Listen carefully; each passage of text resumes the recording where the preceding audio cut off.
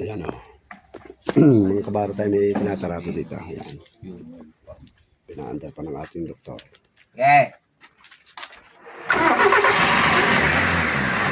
Tumuli ang andar. Wala yung ano din eh. Mazda. Expired. Expired ng 2 taon.